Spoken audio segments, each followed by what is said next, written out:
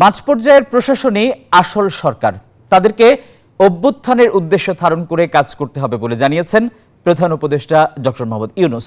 বলেন, সবার অধিকার নিশ্চিত করতে চায় অন্তর্বর্তী সরকার। এছাড়া দ্রব্যমূল্য নিয়ন্ত্রণে আনার চেষ্টা চলছে বলেও জানান প্রধান উপদেষ্টা। সকালে বিভাগীয় কমিশনারদের সাথে মতবিনিময় সভায় ভার্চুয়ালি যুক্ত হয়ে এসব কথা বলেন তিনি।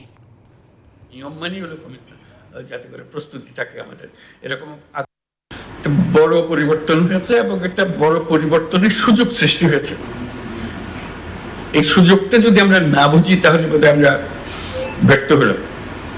এই যে পরিবর্তনের সুযোগটা সৃষ্টি হয়েছে, এই সুযোগটা মেলে আমরা উপর থেকে হয়তো যা যা কাগজপত্র নির্দেশ যাচ্ছে সেটা একরকম ভাবে আসবে, নিজের থেকে সেটাকে সম্প্রসারিত করতে হবে যে আমরা এই পরিবর্তনটা আমরা চাই।